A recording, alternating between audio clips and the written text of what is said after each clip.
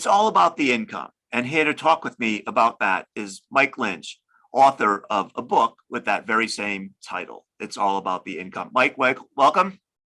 Well, it's good to be here, Bob. And hey, just very, very excited to be here. I love your website and all the great work you do getting people retired and keeping them retired. Right. So I want to talk about the new book, but you have something to say first. Yeah, unfortunately, I do. Here's something I got to say before we get started. My remarks here is not personal, legal, or tax or financial advice. The discussion of these issues is going to be for general information only, and it does not purport to be complete or cover every situation and should not be construed as legal, tax, or accounting advice. For individual advice, you should consult your qualified legal, tax, and accounting professionals as you deem appropriate.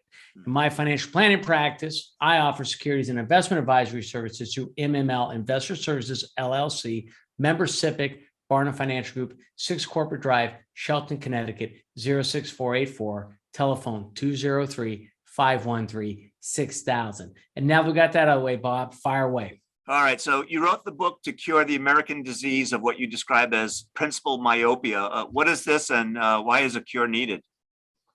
Well, principal myopia is a condition that causes pre-retires and retirees, to focus narrowly on the value of their investments rather than the income that these investments generate. Now, I focus on this woman in the book, Maria, and it's true, she's a real person, composite, but real composite, and her plight illustrates this well. She came in my office with $500,000 in bank cash, and prior to the financial crisis, that cash was generating $2,000 a month. Now, the crisis I'm talking about is 2007 to 2008, the Great Recession. Post 2009, the government slashed interest rates more than 90%, and her income from her assets collapsed at $2,000 a year. Her retirement was nearly fully dependent on Social Security. Now, here's the problem. Her problem was that she focused on keeping her principal safe, and the bank is one good place to do that. The catch is that safety of principal usually entails a trade-off of wild swings in income. People live on income, not principal. So people like Maria will enjoy a lower stress, more financially rewarding retirement by diversifying a portion of their funds into investments that allow for principal to fluctuate in order to generate more stable and sustainable income. Yeah. So what's the old formula for financial success, and why do you say it's broken? The formula is simple, and we know this because we are all products of the Great Depression because we go back 3 generations. Number 1, get a good job and keep it. Number 2, spend less than you earn. Number 3, save or invest money in a safe and secure place. And number 4, live off the interest and never touch your principal. Does that sound familiar, Bob? Yeah. How I grew up. Yep. Yeah. Our grandparents learned this in the Great Depression, and it's been handed down in American families ever since. The problem is that safe investments don't provide any interest off which the person can live these days. So people need to embrace a broader definition of safety, one that incorporates an investment's ability to generate sustainable streams of inflation-adjusted income. We all, of course, see some investments that hold principal constant, but we need to add to this definition. It's an and, not an or. So what is the main paradox of retirement planning? The central paradox is this. We live on income from our assets, not the principal value. Yet we disproportionately focus on and worry about the principal value. This is compounded by the fact that financial products such as bank CDs, fixed annuities that often maintain stable principal values tend to allow wide swings in income over time. Those products such as equity-based and balanced mutual funds, exchange-traded funds that allow principal to fluctuate tend to produce more stable and even increasing income flows over time. It's really astonishing how much interest rates vary in percentage terms. Consider the drop that Maria experienced from roughly 5% pre-financial crisis to just above 0 a few months later. If stocks collapsed by more than 90%, it would legitimately be seen as a crisis. Government policy dropped interest rates by more than 90%, and most people just suffered in silence. So, yeah, they did suffer in silence, didn't they? So you offer a contrarian view of safety and argue that what most experts tell people is safe is in fact risky, and what they feel is risky is in fact safe. Tell us more about that. Yeah, it is contrarian. So what I think is safe is you need to have income in the future that equals the cost of living in the future, right? And so what we think is safe is something that keeps the value of your principal safe now. But if inflation is running even 2-3% over a period of 25, 30 years, a dollar becomes 50%. And therefore, what's safe today is something that keeps principal safe. And as we're recording this, we're in the middle of a market drop. So this is a really good time for people to wrestle with these issues. But what is going to be safe 25, 30 years from now is something where a dollar is going to be a dollar. And that people intuitively get this when they say they're on a fixed income. What's fixed is their income, but prices are not fixed. They never can be, and they never will be. So financial experts often lament the loss of employer-provided pensions and recommend that retirees rely on income annuities for safety in retirement. Yet few Americans purchase these annuities. Why is that the case? I spent considerable space in a book explaining annuities and how they can be an extremely valuable piece of a person's retirement puzzle. They are. That said, they're complex products offered by insurance companies that come in many shapes and forms. The form you are referencing here is the income annuity, akin to an employer pension that provides level income for some period, typically a person's life or the combined life with the spouse. People who have corporate pensions love them.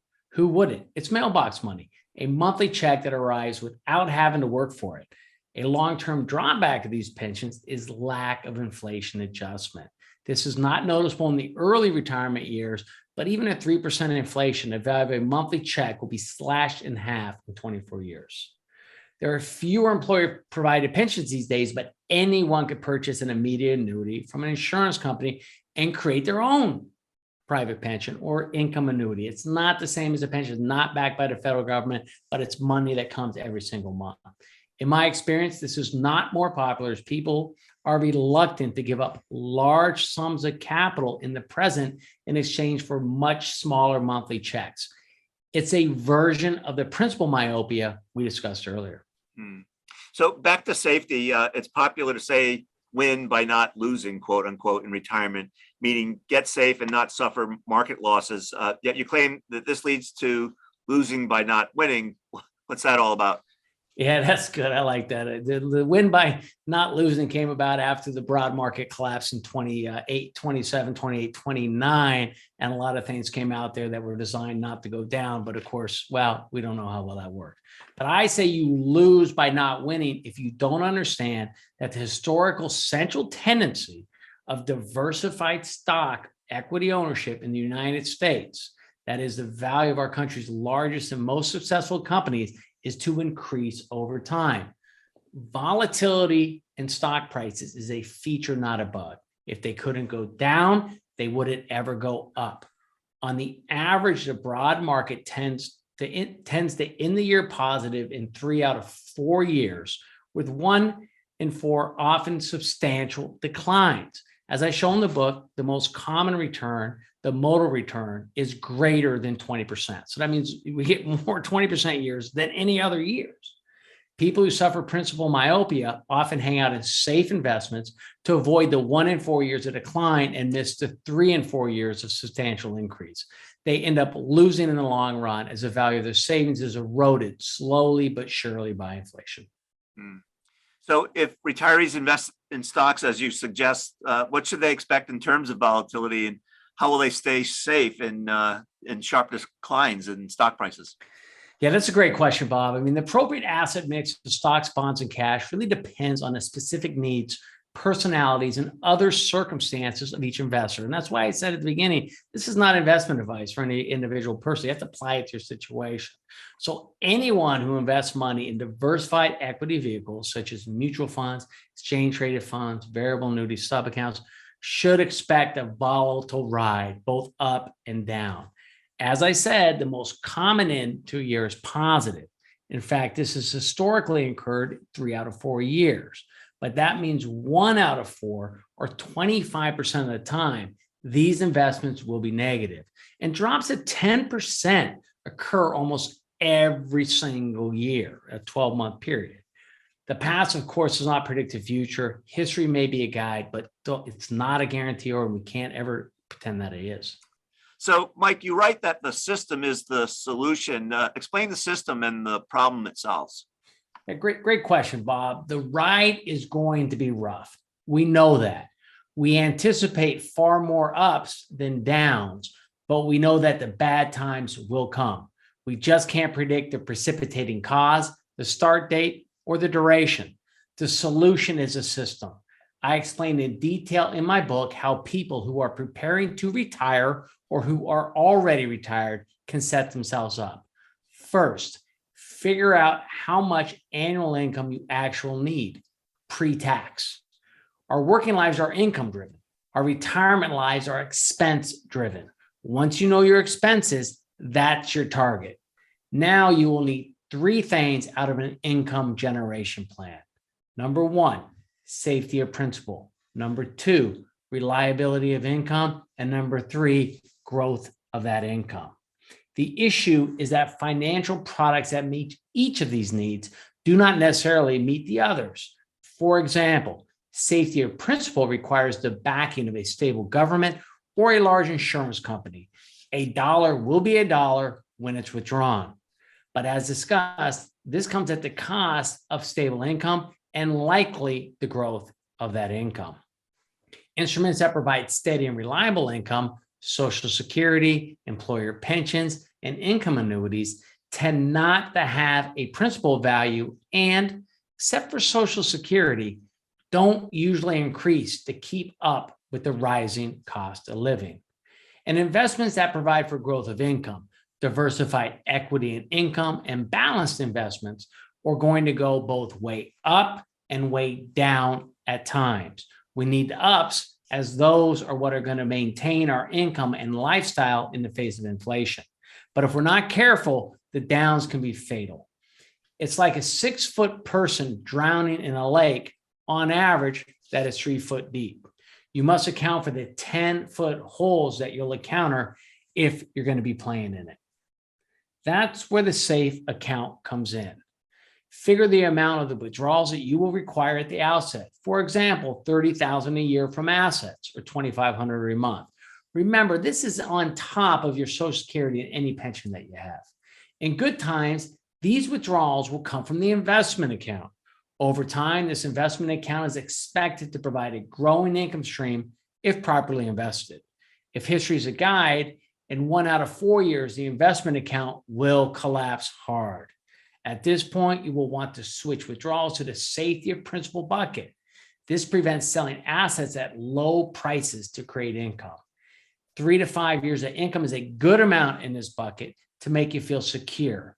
So in this example, the safe account will be funded with $90,000 to $150,000.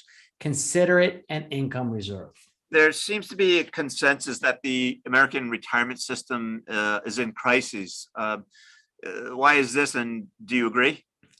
That's a great question, Bob. I actually don't believe America's retirement system is in crisis.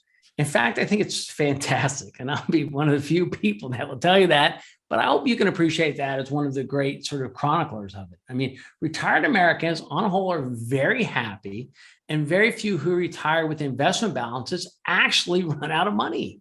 I mean, it's not a top-down system. It's a collection of components. One that's mandatory, and in my sense, very good, Social Security, and most others that are voluntary, employer-sponsored plans, IRAs, Roth IRAs, investment accounts, and even annuities, bank products, Series I bonds, EE, U.S. government bonds. There's a whole bunch of things that we can do based on what we need. It's often criticized for not being more of a compulsory system, collects more taxes and then delivers more of a pension or an annuity type solution. I think this academics and think tank analysts and government officials are attracted to integrated systems for good reasons, right? They can be managed, they can be controlled, and they can be easily understood. Our system, however, is classic American form. It's decentralized. It relies on individuals to make decisions and act. Employers play a role, as does the tax code, providing sweeteners. but Americans are free to pursue their happiness as they see fit and make choices that best suit their lifestyle and values. It encourages people to invest in the world's most profitable businesses and therefore benefit from the prosperity that free markets produce. Over time, this allows people not only to systematically build retirement security, but also intergenerational wealth. I believe we're on the cusp of a middle-class wealth explosion that this will be the next big personal finance story. This is a direct result of our decentralized investment-based retirement system. Mike, I want to thank you for sharing your thoughts with us and allowing us to serialize your book. It's greatly appreciated. Bob, I really love contributing to your website. Keep up the great work, and hope to talk again soon.